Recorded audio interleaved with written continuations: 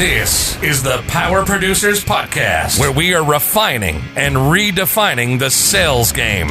Rule number one is you have to believe in yourself. You're the only one who doesn't think you belong in this appointment. The prospect has already validated your existence by scheduling time with you.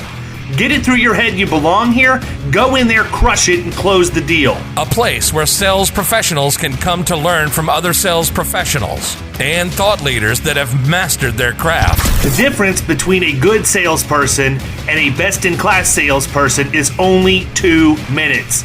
By spending an extra 2 minutes on what you might think is a mundane task in the sales game, you separate yourselves from the pack, you grow your book of business, you close more deals, and you retain your accounts. As well as their peers who are still striving for perfection to achieve their why.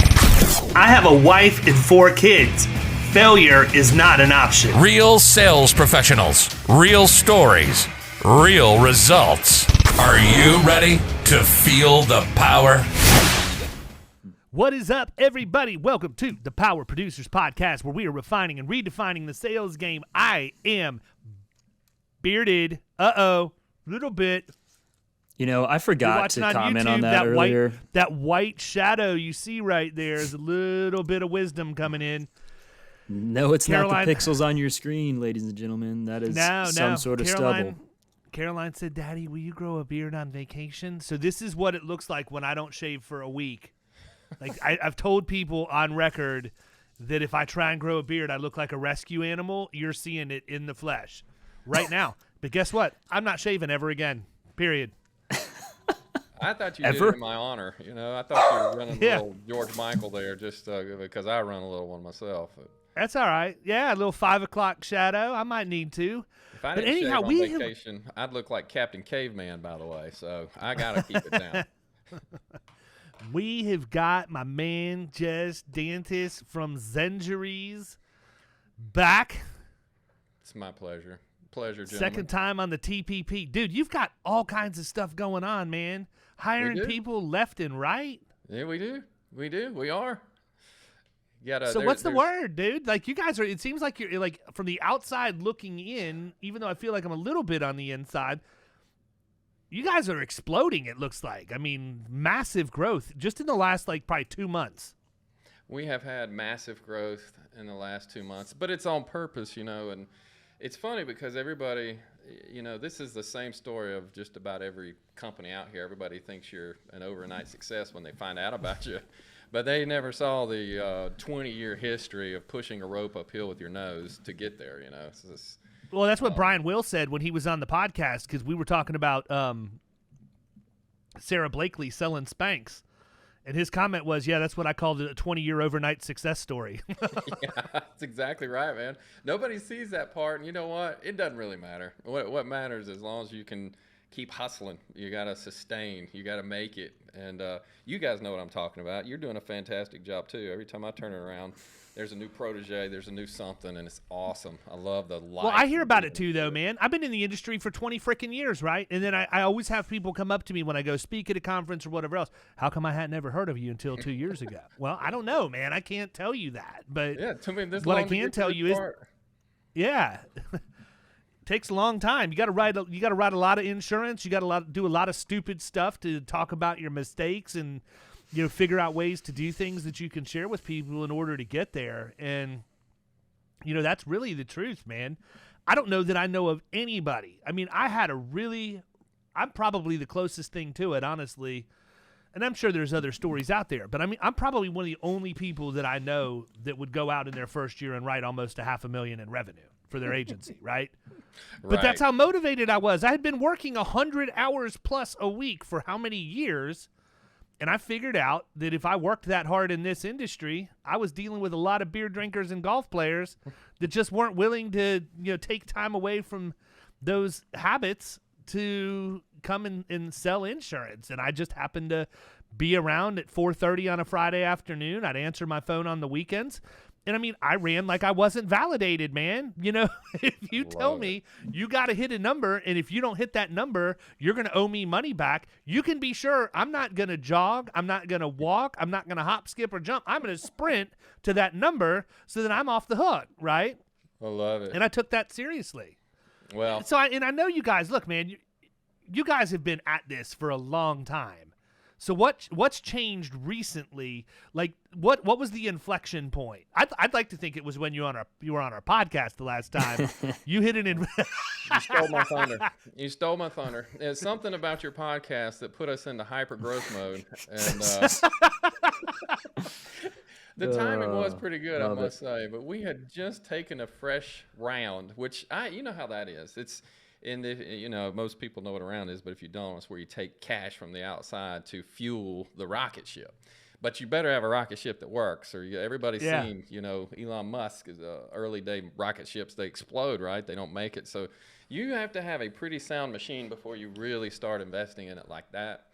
And we had, just like you said, we've been working at it. And finally, we had what we call cracked our own code. We cracked the code here at Zenjuries that we needed to. I mean, it took a lot of trial and error. We had our own crashed rockets for years.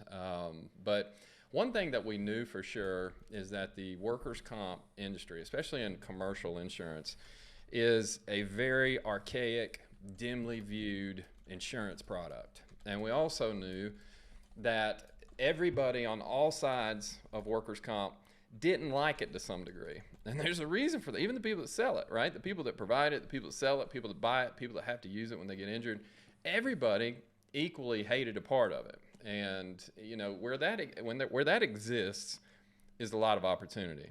And for us, just like I told you on the last podcast, for me, our origins were in the commercial insurance world too.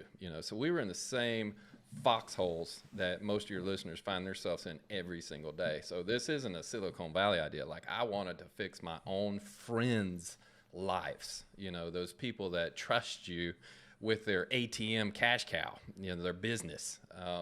That's a big deal. That's hundreds of employees sometimes thousands of employees. I don't care if it's 4 employees.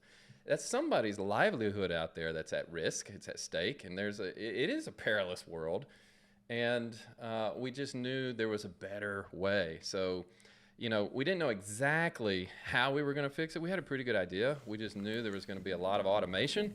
We knew there was some lacking technology. We knew there needed to be an app in this space. How can there not be an app? How can you not pull out your phone, touch a few buttons, and know exactly where all claims costs are, where the employee is, what's coming next, when's the next appointment? I mean, that's just a shame. That is an absolute shame. Of course, those days are over. So, it's kind of that deal for us that we knew we needed to fix. We figured out how to fix it, and here's kind of what brought us to this hyper growth mode today. We figured out how to fix it, so much so that I sold my agency to one of the large aggregators and just did this full time. That is a cannonball in the deep end with no life jacket, and we were ready for that. I was going to ask you, man, because I honestly wasn't sure if you were still actively outright in business or if you were all in with Zenjuries, but that answers that question. It's all in, man. It's all in. I sold it in 2015. You have to, man. Honestly, you have to at some point. You can't serve 2 masters of that scale. And it is what it is. So congrats to you for taking the plunge. Yeah, thank you. I mean, you know how that goes, right? I mean, it is a literal blind leap of faith. It's not totally blind. I started 3 scratch agencies in a 10-year time period. I understand exactly what that's like. Yeah. And I mean, here's one of the good things about that. When you're the one doing it, you have some sort of degree of self-appreciation. And I don't mean that in an arrogant way, but you, at some degree, the only reason you decided to do that is just like me. I was ready to bet on me. It's kind of like, you remember the old movie Over the Top with Sylvester Stallone? The arm wrestling movie? Yeah. And he finally goes to the big show in Vegas, and he puts all his money on himself. And he was a big underdog, by the way. But that's kind of the life we live, right? It's kind of like we're going all in. And if I have to bet on somebody, I want it to be me. I want to know that the guy I'm betting on is going to give everything he's got. And so that's kind of what happened with Zenjuries to get us here to this moment. Now, when I did do the cannonball, I thought we had it figured out with just the technology and the platform, because we were growing. We were offering it to agencies across the nation. People were buying it. People were sticking it in. And where they were using it, there was a lot of good results. Like, we were outperforming the industry of workers' comp by like 30 points which is a huge deal in workers' comp. That's what moves the needle. That's what lowers experience mods. That's what lowers premiums. That's what locks clients in for forever. But we were missing a major ingredient, and I never knew it. And it took me until last year when we did just kind of a soft pilot on a new program inside of Zenjuries to figure it out. You know what that was? What do you think the missing ingredient was outside of our technology? I feel like this is a trick question that I should know the answer to. I don't know. Lay it on us, man. People. It's people. Yeah. Everybody loves the new shiny platform. Everybody loves the new shiny app. There was still one big major ingredient that I couldn't figure out, because when we used it at my agency, we knocked it out of the park. There was no close second, we literally used it perfectly, right? Because we created it. So we knew every nook, we knew every cranny, we knew everything that needed to go where and how it needed to go, when it needed to go, how the workflow worked, because we built it and we watched it move the needle tremendously. We weren't 30%, we were hitting 50% reductions per injury. And so I was like, what is wrong with these other agencies? What is going on? And it dawned on me that we were missing the people, because at the agency, if you just go introduce a brand new machine into their life, that's great. Everybody looks at it. They're like, let me try that out. And they do it. And then they find out, well, it didn't really give me another 4 hours today. It just gave me another something to throw on top of the pile, which I don't have any more time to give this thing. And so even though we have the automations, even so we had the flow, we had all the stuff, there was a bandwidth issue at every commercial agency. It exists today, and you guys know how this is. I mean, if you want to grow, you have to create capacity to service the growth you want, right? And that means you have to spend money up front, usually a lot of it. Usually it costs about 50 grand just to hire a good person. That's just one person. And that creates some capacity for you to grow. Otherwise, you really can't grow, because what's going to happen is your service is going to become so thin and subpar that you're going to churn business. You're going to ride it coming in the front, it's going to churn going out the back, and you're going to find yourself in a big problem where you're just that revolving door. You're not growing. You're riding new, you're losing old, and that's a big problem at every agency. And so we started training people behind the scenes that we called Zen Pros, where it was just like at my agency. They know every nook, they know every cranny, they know exactly how it flows. We onboard the policyholders, we support them during the claims, and it's kind of like we became the play-by-play analysis on every claim, and the agencies get to step back and kind of do the color commentating, where it's just insert yourself wherever and whenever you want, but we'll do the heavy lifting, boom, boom, boom, boom, boom, and that was it. And that's where the hyper growth and explosion has kind of come from. So how long was that after the cannonball? Did you say it was about after a year? Honestly, it was probably about 2 years. Because we were getting growth, and the problem with the growth was it takes a while for it to get not just bought, but in use, and then you have to take what's in use and get the data back and read the data, and then you could see that our results were kind of dropping, and I'm like, why in the world are our results dropping? And so we had to reverse engineer where the root cause analysis and problem was coming from. And it was ultimately, there's not enough time and bandwidth at local agencies to just take a baton and run. They want it and they have good intentions to do it. But once you put 3 clients in, 10 clients in, 30 clients in, I mean, you're running out of time to personally service all that stuff, right? You want to, but you literally can't. And so... And we knew that if stuff ends up getting missed, man. It's no different than the insurance side. And it's even worse. If you miss it now the lights are on. It's memorialized in writing, right? Because everything is captured in this app of ours. And so they can see, well, David, we hadn't seen you in 3 weeks. Where have you been? And you're like, well, I've got 300 other things I'm working on, but your client that you missed is not going to be okay with that. They're going to be like, well, they don't I guess care. that don't matter to you. Yeah. Everybody wants to be number one, right? And you want them to feel like they're number one. And that's what we did. And it's just been incredible. I mean, the results are incredible.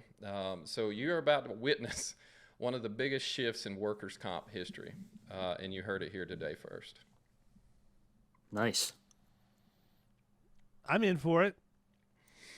Well, so let's talk a little bit, man, real quick. I'm interested. I don't know. I'm gonna throw you a curveball, Jess, and come out of left field. You may or may not even know who this group is, but I've had a couple of calls with the guys over at InsureRate. Have you talked to them at all? Do you know who those guys are? Joe McElhone, I do well. How do you guys integrate with them, or are you going to? There's certain things I can't say. Yeah, see, at this stage, other than I love what they do and integration. And you love how I draw lines and connect dots, right? Out of nowhere. Pretty impressive. It's pretty impressive. I feel like I'm talking to Columbo all of a sudden. But I don't ask nearly as many questions, and when I leave, I leave. I don't turn around with one more question. Yeah. You know, it's always the gotcha question, the one more, but. Joe and his group are fantastic, right? I mean, it's just exactly, they're kind of coming from it. If you think about where we are together, InsureRate has built this absolute mind-boggling Rain Man type of system, you know, where they can, and it's built on the front end, where they can take it, they can look at it, and they know immediately this is a great account. It doesn't matter about the historical, archaic underwriting process. He's built a brand new mechanism that says this account deserves to be here, not here. And he's done that through his fantastic algorithms and the things that he's been able to build through the years. Well, and he's proven it across a $2 billion book of business, too. And exactly. I mean, I don't want to steal the thunder because at some point we need to get him on the podcast. But he and I just had calls. I was actually supposed to go out to their – were you at their event last week in Sun Valley? His founders, no, we weren't out there. I was supposed to be there, and unfortunately they scheduled it when I'm supposed to be in Key West, and that's just not even a hard decision for me. So, I think you chose wisely. Yeah. I mean, I'll catch up with them at some point. But when I talked with him originally, and I love people who think big, and I love people who think so big that everybody just thinks it's ludicrous that they think as big as they do. That's what endears me to an entrepreneur, because if somebody comes in and is like, yeah, that's where innovation comes from, right? Yeah, I think I'm gonna invent a new kind of car. Right? Okay. Yeah. Well, like how many different types of cars have we seen invented? But if this guy comes in and says, I'm going to transform the way individuals go from one place to the other with a new type of vehicle that you've never seen before, and it will replace, and here's where he got me, it will replace everything that you've ever known at some point in the future. That's basically what he said to me when I was on the phone with him. He's like, I'm out to show you that we can replace the workers' compensation experience mod, period. We are going to remove that calculation from the workers' comp transaction going forward. We will make it obsolete. I'm like, it's a pretty big step. Well, I'll tell you what, man, you going to walk in behind that set you just threw through the door? I mean, that's a pretty ballsy comment. Like, not only, there's a lot of, I hate to say, but let's just be honest.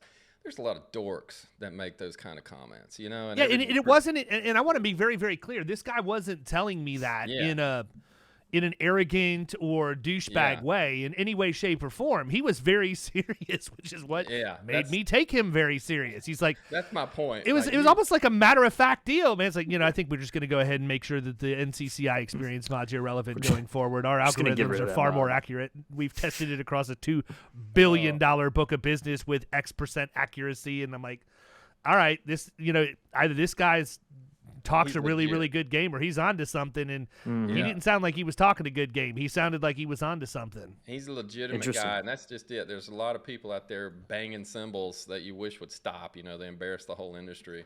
This guy's different, and he thinks differently. And what's cool about him, he's kind of coming at it, attacking on that front end, which is important. That underwriting piece that we all get so frustrated with. It's like, why do we always have to prove it's best in class? I mean, for the love of God, can you not read the submission? They hadn't had a claim in 40,000 years, and so can we not find a way to write this? And it's just Can you please attach the mod worksheet for this 0.63 mod account? Let's be honest. And we're kind of on the back end, and that's where we really have a lot of good chemistry with them. It's like, he's kind of coming at it, attacking with a brand new way of writing great, profitable business on the front end. We're attacking. what we call just accidents. You know, sometimes you can't underwrite safety because they're doing everything right. But what happens when, you know, a drunk driver hits your person on the way to Home Depot, and you know that's the worst, man. Wrong. Seriously, like that's the one thing, right? You can have everything on an account perfectly risk controlled, every policy and procedure in place. And let's call it what it is. You could have a dumb employee, right? You could have an employee that just says, you know what, screw it, I'm going to bypass the guard today. Okay, well, you know, what do you do? Fire him? Well, yeah, probably. But at the end of the day, it doesn't mean the injury didn't happen. Yeah, but the one that I hate the most is the auto accident, man. I had a plumbing account that literally had 3 drivers rear-ended in one policy period, and the auto carrier and the workers' comp carrier were like, yeah, we're not going to renew it. I'm like, just out of curiosity, friend, what do you want me to do? Have them floor it and run the red light to avoid getting rear-ended if they see somebody coming in the rear view mirror? How do you even like? So I mean, I agree with that. That's why I connected those dots, because I'm thinking to myself, you know, with what these guys are doing on the front end, they really need something to sort of make sure that what they're predicting is what happens. You know, claims are going to happen, but how do you contain that cost? How do you make sure that that experience is the best that it possibly can be? Because at the end of the day, if I'm looking at the technology the way I would look at it, at some point I'm just going to have a captive or my own carrier. I'm going to use my own underwriting on the front end. I'm going to use the technology for the claim stuff on the back end, maybe mix a little bit of the recipe in of things that have worked for, you know, the years that they've worked. And I'm going to make a lot of money that way. I'm going to make a lot more money that way than I am just, you know, renting my stuff to somebody else. That's right. And you're also going to provide a user experience that is phenomenal. And that's another thing that people miss. You know, it's like the byproduct is sometimes money, right? We're going to make a lot more money. But the reason we're going to make a lot more money is because of the product itself is going to be so fulfilling to the people that have to buy it by law for the first time ever. For the first time ever, they're not going to feel like they're walking into a gigantic booby trap. You know, they're going to feel like they've got a partner on the front end, they got a partner on the back end, and it's not going to be what all these attorneys are trying to scare them into. So talk about that user experience a little bit. What's that look like? Yeah, so the biggest thing for us is like, you already know that we've seeded the ground, right? For 30 to 40 years, we've seeded the ground to all these attorneys. They all get on the commercials telling you you're going to get screwed by workers' comp. Right. And we're like, no, that is not happening. So we know we have to attack to go take that ground back. It's their ground, but we want it back, you know, and that's kind of where Zenjuries is. And we attack in 4 main ways for the user experience. So the first thing that we have to do is attack the lag time problem in workers' comp. You know, you can't let employers wing this stuff. You know, you have to remove the subjectiveness of reporting. And that's one of the, I say brilliant, but it's been one of the most successful pieces that we've been able to provide to employers, is giving them that simple way to just pull the switch that turns the light on. And that has just been one of our major wins for us. It's like we get 90% of our injuries in the first 24 hours. That's huge. I mean, I could stop right there. That'd be enough, you know, but it's not. Can I just say, could I just say, though, if a carrier got 90% of the injuries within the first 24 hours, you know, even the old school way of adjusting claims would be a lot better off than it is today. You know, that's why I tell people, if you want to go in and see why an account has problems, you can see everything you need to just by scanning the loss runs, looking for indemnity and claims. When was the injury? When was it reported? You know, there's a huge, I'm not even going to put a percentage on because I would go with one of my coined standard percentages that 67%. I would use one of them, but I mean, if you think about this seriously, man, when you start looking at claims in an account that's got a messed up mod and you see, oh, wow, there's indemnity over here, and then you see lag time was like 27 days, what do you expect, you know? Right. So is that just from a lack of having some, like, proper policies and procedures in place, or is it just a general? I could go on forever about. Yeah, I was gonna say, man, we could start down the line with you don't have a proper accident reporting procedure in place. You're not doing accident and incident reports. Nobody in management's reviewing them to make sure they're actually being done right. You're not bringing them up at management meetings and safety meetings to talk about the different. I mean, you can go right down the line, but most of the time it's because there's no one person who's been designated as the person responsible for that. And And even if that person has been designated, there's never anybody there to hold them accountable to it. Right. They just get pissed off when the renewal comes and they realize the new mod's out and it's up, and all of a sudden Susie hasn't been reporting claims. Meanwhile, that guy has been asleep at the wheel for the last year and hasn't followed up with it, right? Exactly. And I mean, and literally you could go on and on and on about that, because you're right. That is one of the biggest reasons is it's subjective versus a hard line, right? If part of the trigger for coverage was it has to be reported in 4 hours, you'd get it within 4 hours, right? But because it says within, a reasonable amount of time, well, thank you for no line whatsoever. And so it can just go on for literally ever, even though people say, no, there's hard lines. No, there's not. You could walk in any attorney and they'd take it and they'd send it in, and you'd have to open up a case. And even if it got thrown out, you're going to spend money, trying to get it thrown out. So that's one of the biggest reasons, So that's one of the first things we attack is just lag time alone. You have to give them that easy button. And this is a key part of it too, right, guys? Like, you guys are busy today, right? I'm busy today. Everybody's busy every day. Imagine how much time, effort, and energy it is to stop what you're doing that makes money to go work on something that takes money, and you have no idea what you're doing. And it makes you feel dumb, and it makes you feel frustrated. You're probably not going to get right to that, right? So that's one of the big things is we have to make it super user-friendly for them to do. Second thing, though, is like we have a claim duration that's less. Average claim for Zenjuries is less than 6 months. Wow. That probably sounds like a lot to some people, but if you really know workers' comp, that is by far, that's less than half of the industry average. Yeah, I was going to say, it has to be. Averages. So, and a lot of that's impressive, is nurture. man.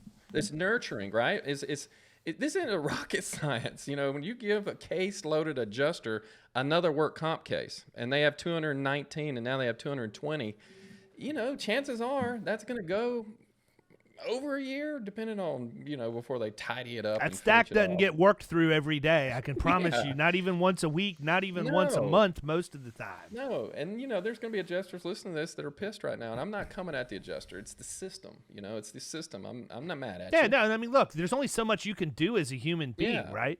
Yeah. I mean, I was taught to ask that question really early in my career, Just out of curiosity, what's the caseload of your average adjuster? Or do I have a dedicated adjuster? Yeah. Do we have enough volume that we have? I mean, look, we can go down the list of all of that stuff, but I mean, at the end of the day, Kevin Ring, when he was on the podcast, one of the times I think it was the first time we had him on. It wasn't even when we did the mini series with him of the Shop Talks. He said, I want to say, Kyle, you'll probably remember it, but I want to say that the statistic was like 80% or 90% of the people who get injured on the job, it's the first time that they've ever had a workers' comp claim. So now what you're doing, it was high. You're taking somebody who has no clue what to expect, and you're marrying them to someone with no process who's also married to an adjuster with those 220 files on their desk. That's a recipe for disaster, because at the end of the day, the person that matters most is that injured worker who's never been down this road before, that thinks, oh, I don't know if I've got enough money to file this on my medical insurance or whatever it is. And guess what? If you don't have a process that's in place, they're not going to waste their time coming to you. They're going to go find an attorney who knows the process, because God knows when they're injured at home and you haven't even reported the claim within 24 hours, they're laying up on the couch watching Oprah and Judge Judy and Morgan and Morgan and Farrah and Farrah. And I can't. Are you allowed to say, dude? Are you allowed to say anything about attorneys with bad haircuts? I'm not naming anybody. Absolutely. Throw it on. Big whoop. Those guys from Farrah and Farrah are keeping Fantastic Sam's in business. Is how. Oh, look out! Did I say that? Anyhow, I love it. Listen, this is true, and I always say this. When you think about that, and I want you guys and anybody listening, think about this for real. What if it was you, or what if it was your wife or your child or your mother, or your father? How much would you tolerate before you just had enough? How many times would it take you to call without getting a call back? I was going to say, I'm telling you right now, it would. I got a short leash, dude. Yeah, for the D's. Listen, this gentleman, this bearded gentleman over here that's my co-host, it would have to be same day. Yeah, listen, nobody. Listen, this is the society of instant gratification until you get to workers' comp. And then we got to wait a couple days to get assigned the adjuster. That's just to get an assigned a case. Now we got to figure out if it's compensable. A whole time they're at home, the wife's asking, are we getting paid for this? Who's paying for that x-ray? What about that MRI? Is there any out-of-pocket? I don't know. I don't even like to get asked what the score of the game is in the middle of the game, but I certainly don't want to answer injury questions when my arm's in a sling and I'm embarrassed and, I got groceries due on Friday. I mean, this is real. This is real life, and that's why the attorneys do so well. The ground is fertile with fear and frustration, and that's where we come in. It's kind of like those days. It does not need to be like that. Now you have a choice. You can keep operating in the dark. You can go pin the tail on the donkey over here in your workers' comp system, or you can have a nice, new, shiny app. You can use your thumbs to navigate it. It's very intuitive, and it's going to erase a lot of that fat, fluff, and waste that exists in the traditional work comp system. It's really just that simple. So how are you handling distribution, man? How are you getting things out? Well, fantastic question. Great timing. So right now we license mostly with carriers and providers, and we want to keep doing that. However, we've always had a heart for the agents. I'm a recovering agent. I will always want to support a certain amount of agents. So starting March 1st this year, we launched the Zenjuries 100. So at the end of this year, we will support 100 commercial insurance agencies. And there are some qualifications. We won't just take anybody, so we like to meet with them. We do a little interview like this, figure out who they are, figure out what their strategies are, figure out what their agency, size is and what kind of volume they do, and that kind of thing. But from that, we will invite them to join us in a paid-for partnership, of course. But then we'll support them, and so what we're giving them is that unlimited bandwidth that we were talking about, where now their producers can promise this change. They can promise, hey, remember how we did this E-mod worksheet and I showed you the lowest controllable mod versus where you are now and how you got there? Well, now it's not just static, okay, there you go. Now it's a solution. You can still do that, but then you follow up with Zenjuries and say, here's your solution. This is the GPS system. This will take you towards that lowest controllable mod. We've shown you what it is. We've shown you how you got here. Now we're going to show you how to get back there. And that's really the key. So as of March 1st, we started onboarding agencies. It's been fantastic. I mean, for me, obviously you can tell I'm pretty giddy about this stuff. And I am a big old nerd about workers' comp. It's embarrassing. I'm not too embarrassed, though, to be honest with you. But ultimately, it's pretty profitable. Last time I checked. It's pretty profitable. It's also, man, I love it. I love it. Like, I'm seeing these agencies in California. I'm seeing these agencies in Missouri. I'm seeing these agencies in Nebraska take this baton and run these legs of the race that you would think this isn't possible. And they love it. For the first time, it's all working like a well-oiled machine. And that is literally what's fueling our growth, is like we're sitting here watching these claims just melt right in front of us. This 6 months I was telling you about on claim duration, that's going to shorten. Like, what we're doing now is only getting better and better and better. So lag time reporting, we erase that. Claim duration, we shorten that. Litigation reduction, I didn't even talk about that, but less than 5% of our claims go through that. Policyholder renewal rates, we're over 90% for 6 years. So all of these 4 factors, there's a lot more, but that's kind of the 4 that we really track. Those are major winners for commercial agencies that are trying to grow. And that's kind of why we don't really, there's some agent, let's just be honest, we're not for everybody. We're not going to fit everybody's model. The smaller agencies probably aren't great candidates for us because of what we're trying to do. Requires a lot of volume. Larger agencies that think they've got it all figured out, and aggregators that think they know everything from soup to nuts, even though we all know they don't. It might not be a good fit, but it's an interview process is an important process because we want to literally become part of their DNA. Like, when they promise us, we're going to bring the army. You can be the thunder, but we're going to be the lightning. You go sound it off, and we'll bring the results. And that's kind of what just tickles me the most, is like, we are literally having a good time working with these agencies coast to coast that just get it. And so here's the thing though, man. let me stop you for 1 second. Everything that I just heard is exactly how you should be selling if you're a PNC agent, period. If you're a producer, you should be pre-qualifying who your accounts are that you're meeting with to make sure they're going to fit and understand what your value proposition is. This guy did it as a producer. He's now doing it as a software, company CEO, whatever you want to call yourself. But at the end of the day, you just walk right down the playbook, man. It's no different than what we do when we go out and start going after accounts. You want to go out and interview the CEO of that account to make sure that you're going to get their buy-in, because if you're going to drive change in an organization, it's got to come from the top, and they've got to sign off on everything that you're going to do. You want to make sure that you're going to get the resources that you need from that that account, right? Whether it be an agency making sure they're going to they're going to require certain things of their clients too, because it can't just stop at the agency level. If the agency says, oh yeah, we'll do that.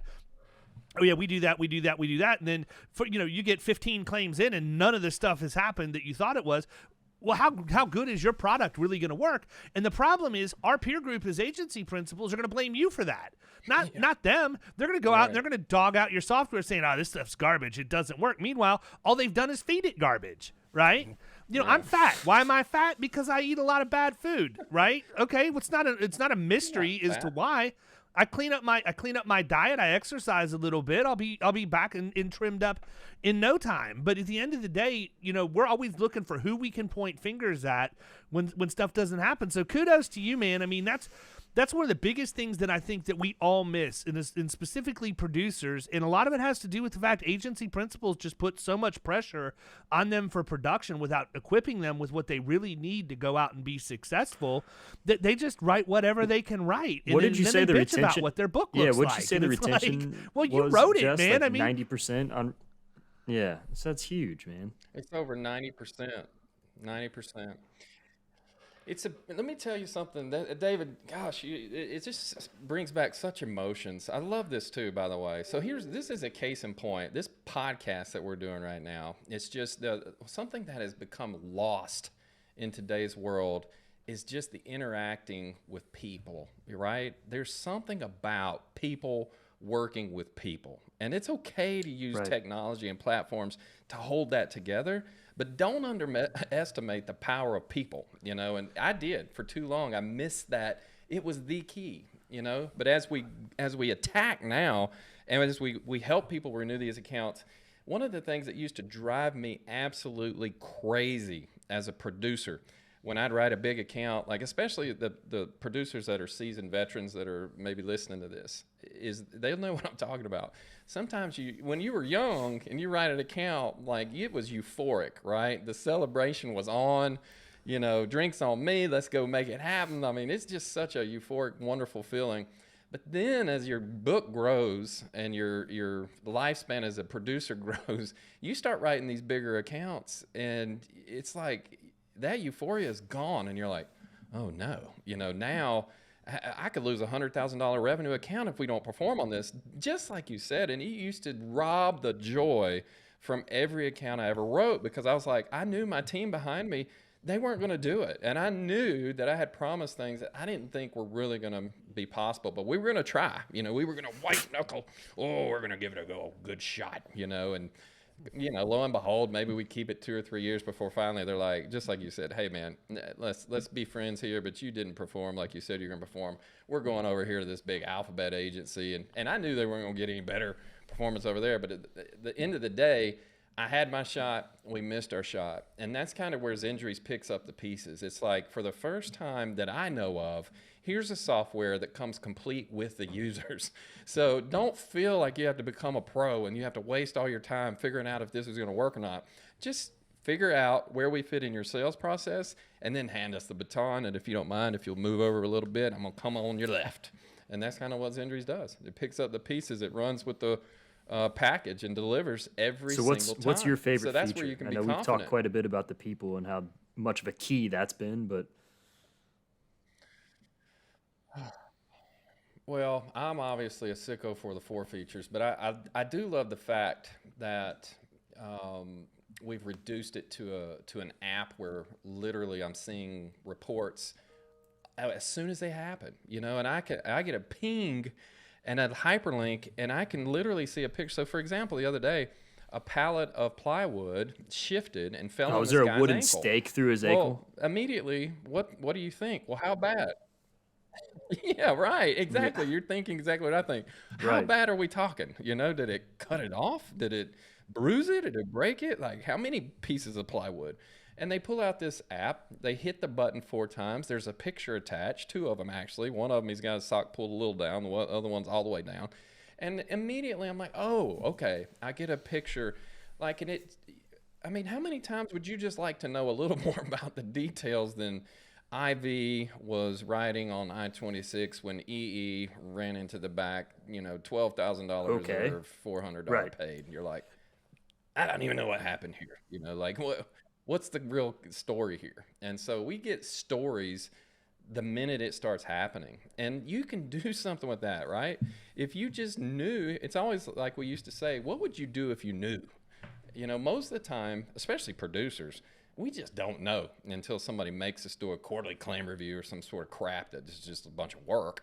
You know, I want to know. You can't be part of the solution until you know what part of the problem is, you know, and that's exactly what that feature does, you know. So I love that, but I also love being able to pull it back out and do a speak to text that sends it to all these people, so I don't have to stop what I'm doing, send 14 emails, make sure they got it. Did it go to your spam? You know, can you go look that up? You know, and just all the minutia that you have to do on one simple task in the traditional system, we've automated all that, you know. So those things just, it all kind of works together like a car engine. Like, it's kind of like, I would love to tell you the transmission is my favorite part, but also I love the radiator, you know. None of that works without the other pieces of it being there. So it's kind of a trick question. I like it, but I like it all.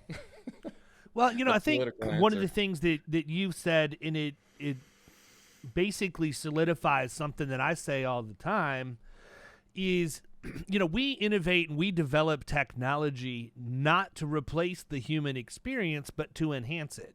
And what you're doing is you're taking those things that really don't require a seasoned, highly paid person to do. You're automating that to some degree so that when the humans actually interact with each other, you're talking shop, man. Like you're having meaningful conversation to drive this thing in the direction that it needs to go.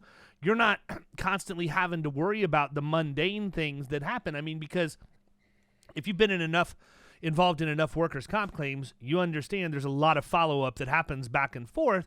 There's just really boring, tedious crap that I suck at, right? Like I'm the first person to admit I'm a producer. Period. Through and through. I will go out, kill it, drag it back to the cave, and then I'm going out and I'm going to kill some more. I don't want to have to worry about skinning it, filleting it, vacuum sealing it, freezing it, cooking it, whatever we're doing. I just want to go out and kill. Period. That's what I'm good at. That's what my skill set is. Put me in front of accord forms and tell me I have to fill out all of the accord forms for a complete submission. It's the absolute worst. What? Come on, man. There's got to be something else I can sell that doesn't require this nonsense, you know? Yeah, that's literally what I would look at. But I'm honest about that. You know, if all I needed to do, if my only job was to run the agency, I would run the agency. I could handle the operations. I did operations for 12 years of my adult life, right? I know how to run high volume, low margin, low volume, high margin. It doesn't matter. I've done that. I don't like it. That's not what I want to do. I like to go out and be involved in a business and then the next day be involved in a different business that's not the same, so that I'm constantly being stimulated and forced to think through all of these things, you know, to make it to where I actually enjoy coming to work every day. Now I sit in a chair where I've got multiple producers that are out that are bringing things and asking questions. So mentally I'm always stimulated with that stuff. But we would fail miserably if I had to do all of the minutia in addition to the other, you know? And honestly, I probably wouldn't be in the industry because I just wouldn't enjoy it nearly as much. I think you just described everybody that's a successful producer, right? The successful producers are like, hey, man, brother, preach it. You know, they're like, they know exactly it. But unfortunately, account managers hate my guts, though, right? Because I'm the guy that's going to dump it on them.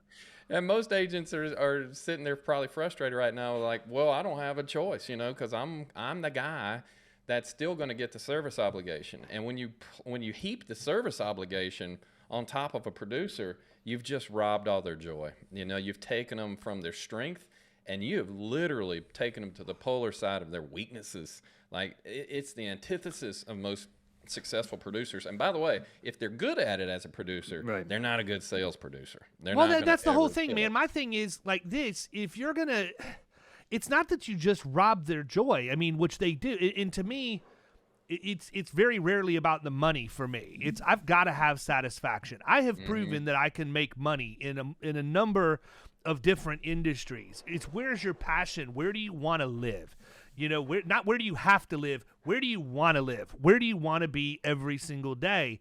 And to me, the real issue is that, but also if you've got your producer out in their servicing, unless you're giving them 80%, 90% commission, right, you're also ruining their ability to earn because you're not compensating them. Are you?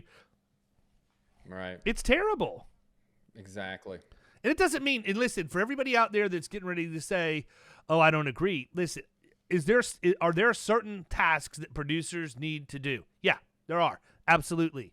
But what they don't need to be doing is issuing certificates of insurance.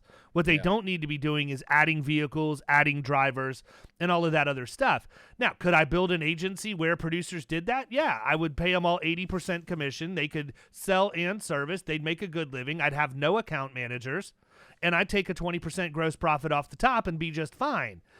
That just doesn't work in the middle market, man. It doesn't work.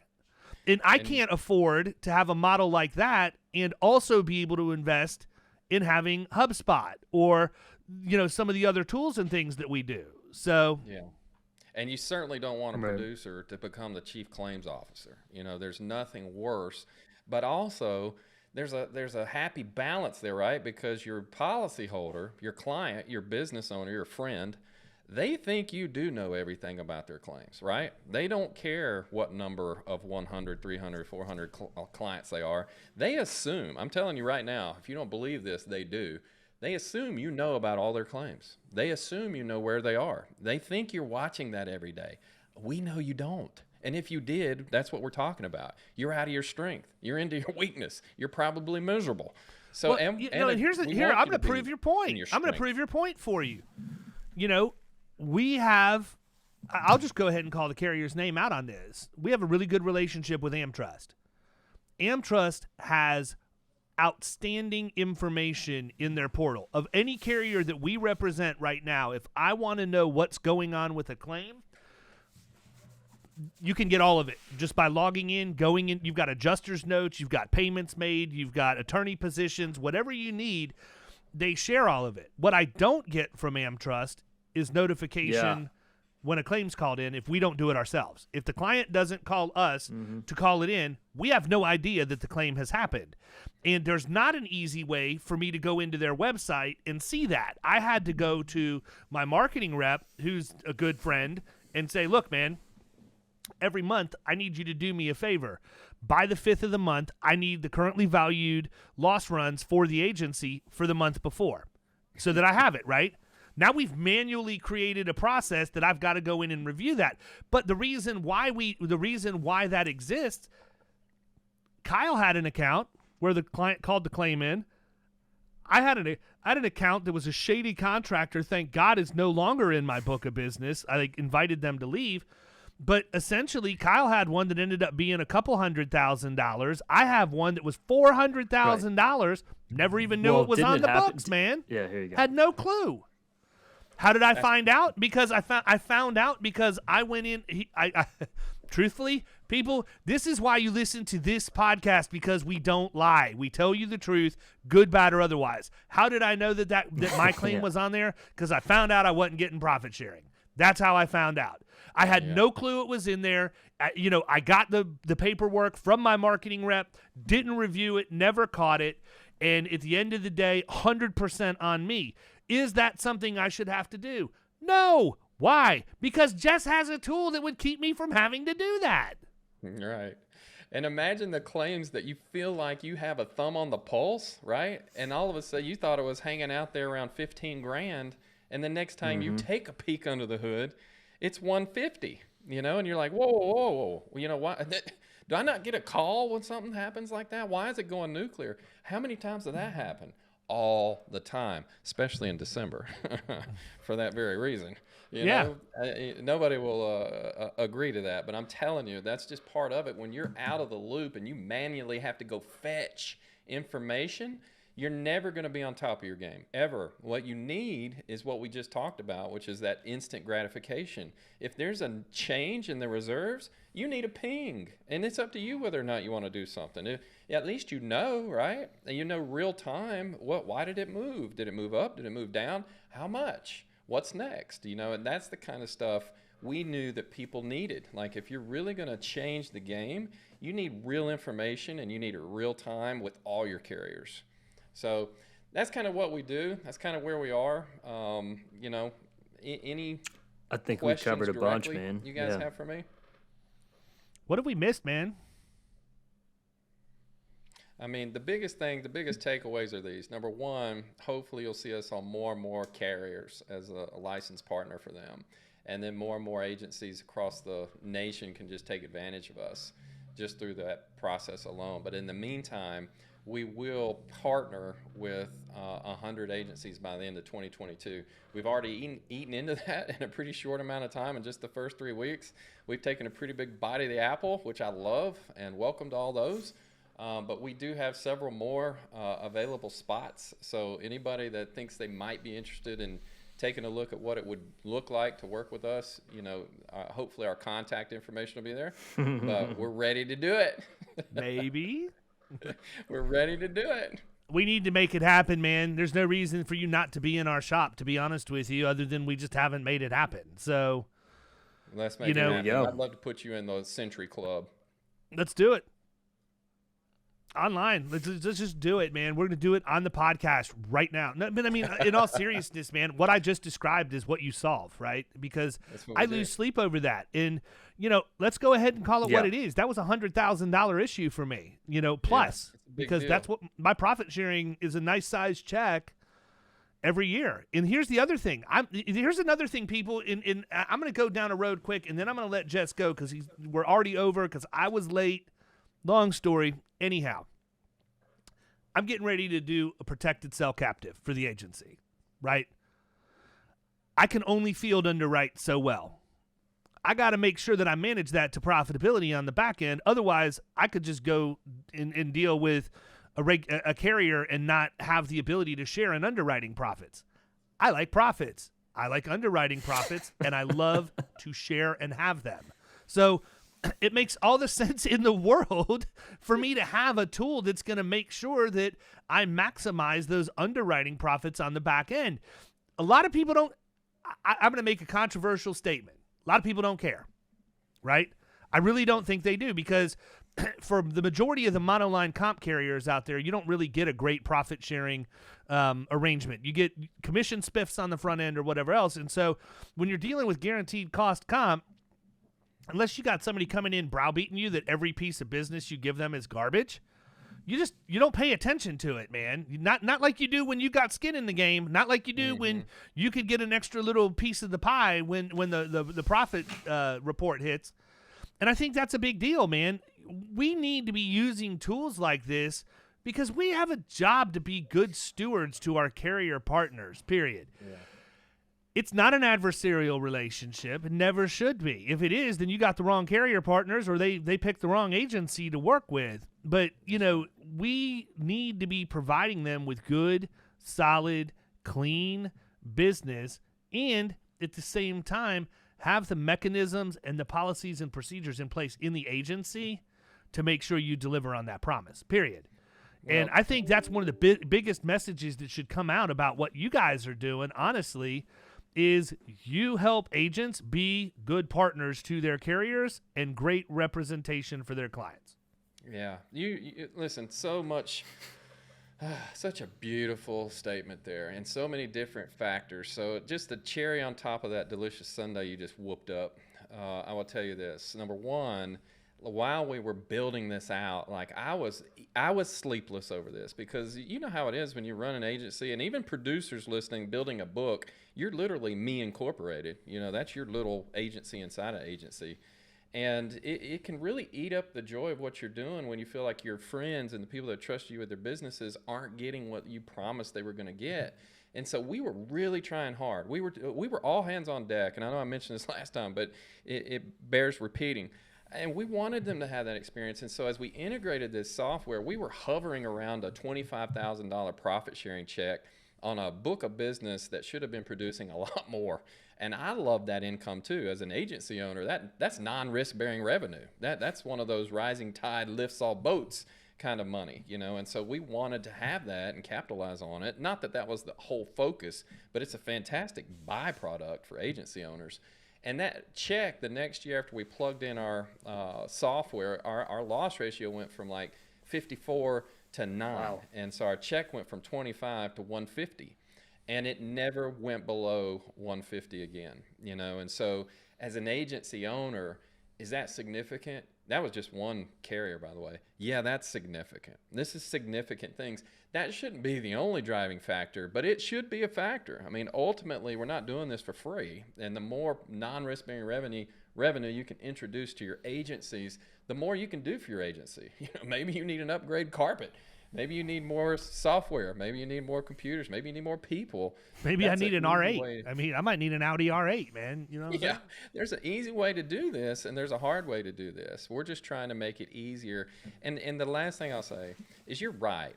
This is not an adversarial relationship. These attorneys want the injured employees to think it is, but these are partners. You know, they're letting us rep their brands. We're letting them rep us. I mean, there's a lot of things we're all working together, hopefully, to get a very successful partnership with every carrier that you're doing business with.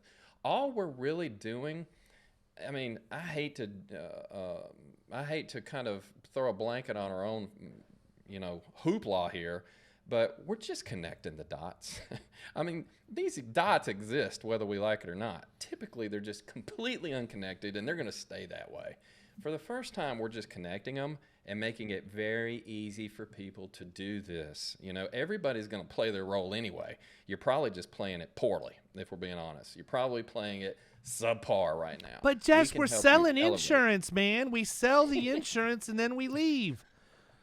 Then we just go sell more and sell more. And that's the biggest problem, man. We're not risk advisors. We're not consulting with people. We're not making their businesses better. We're simply selling policies and moving on to the next one, period. End of story. You know what I call that? I call that the 5-stepped escalator. That's where all producers and by the way, that's probably the major majority of all producers, right?